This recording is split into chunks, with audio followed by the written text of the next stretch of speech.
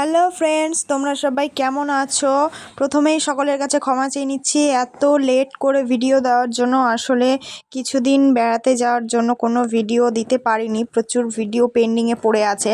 তো আমি আজ থেকেই শুরু করলাম ভিডিও এডিটিং স্টার্ট করা। তো এই ভিডিওটা ছিল কালী পুজোর দিন বিকেলবেলা, যখন আমার বর তো কালী পুজোর উপোস করে, তো সেই জন্য ও তো কাজে ছিল, তার জন্য আমি গিয়েছিলাম ভোগটা দিতে। তো আমি আর আমার মেজো ননদ চলে গিয়েছিলাম, দেখতেই পাচ্ছ আমার পাশে যাচ্ছে।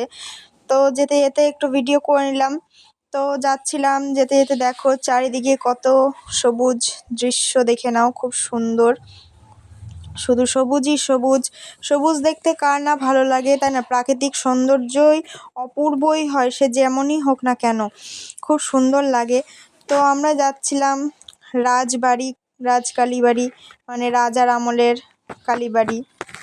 তো এই কালীবাড়ি নিয়ে প্রচুর কাহিনী রয়েছে, যেটা আমার ঠিক জানা নেই, নইলে তোমাদের ঠিক জানিয়ে দিতাম।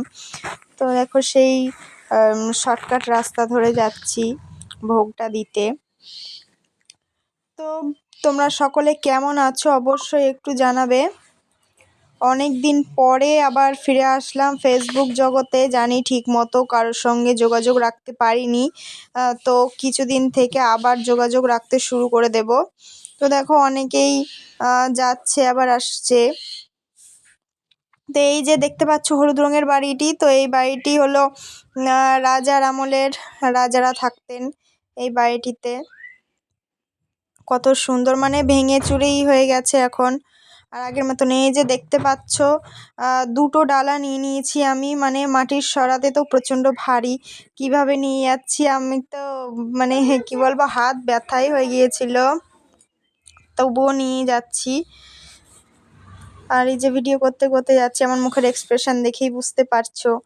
তো হাঁটতে হাঁটতে চলে এলাম, এই যে দেখো কি সুন্দর দৃশ্যটা, তোমরাও একটু উপভোগ করো প্রাকৃতিক সৌন্দর্যটা। ওই যে আমার মেজো ননদ হেঁটে হেঁটে যাচ্ছে, তো কাছাকাছি চলে এসেছি।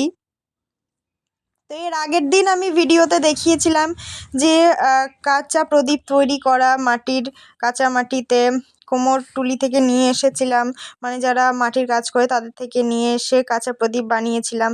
তো ততটুকুই ছিল, তো তারপরে তার কোনো ভিডিও দিতে পারিনি। এই তো আজকে বহুদিন পরে দিলাম। তো দেখো আমরা প্রবেশ করে ফেলেছি মন্দিরের প্রাঙ্গণ চত্বরে।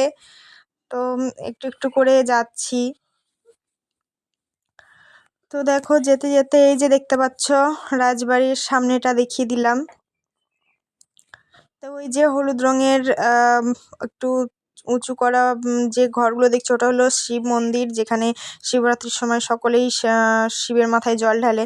দেখতেই পাচ্ছ এই যে রাজবাড়ি, লালগোলার রাজকালীবাড়ি, বিখ্যাত রাজার আমলের। এই যে দেখো কি সুন্দর সুন্দর দেওয়ালে মনীষীদের, মানে কি বলবো, বহু প্রাচীন যারা খুব বিখ্যাত মনীষী তাদের ছবি রয়েছে। এই যে দেখো এখানে ডালা নিচ্ছে, তো সেখানে ডালা জমা দিয়ে মন্দিরের চারিপাশটা একটু ঘুরে নিচ্ছি। কি সুন্দর আলপনাগুলো, কি সুন্দরভাবে দিয়েছে, তোমরাও দেখে নাও।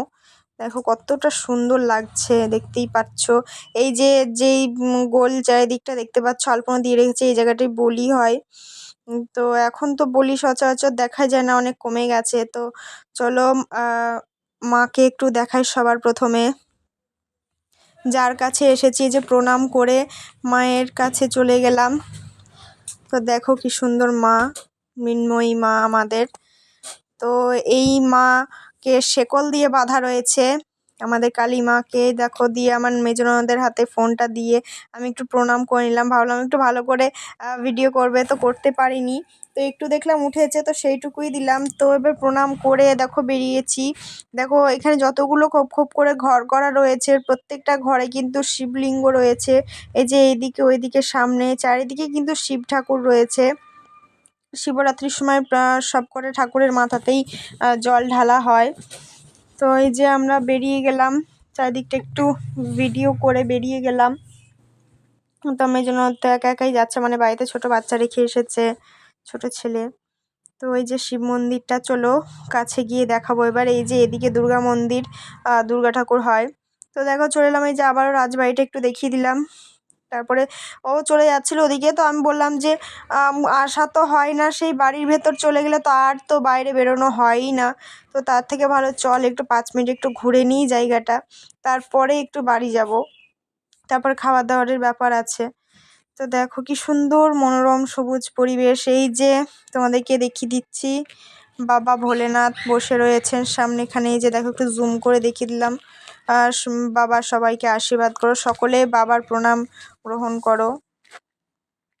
তো বাবাকে প্রণাম করে দেখো একটু হেঁটে নিচ্ছি, মানে চারিদিক এত সুন্দর শান্ত পরিবেশ, মানে এখান থেকে যেতে ইচ্ছে করছিল না, তো কি করব, তবুও যেতে হবে। দেখো ভিডিও করতে করতে এবার আমি একটু নিজেকেও দেখিয়ে নিলাম, কারণ শুধু চারিদিক দেখালে তো হবে না, নিজেকেও দেখাতে হবে। আর আমার ক্যামেরা করা তো কেউ লোক নেই, তোমরা জানোই ভালো করে, তো নিজের ক্যামেরাটা নিজেকেই করতে হয়। দেখো সেই জন্য হাঁটছি, তো হাতটাও কাঁপছে, ওই জন্য ছবিগুলোও স্থির নয়, কাঁপা কাঁপা হবেই আছে।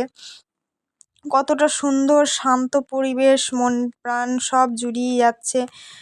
মানে মন্দিরের কাছে এলেই মনটা যেন খুব শান্ত হয়ে যায়। তো নেক্সট পর্বে আমরা দেখাবো যে বাড়ি গিয়ে কী কী করলাম। ভালো লাগলে একটু লাইক কমেন্ট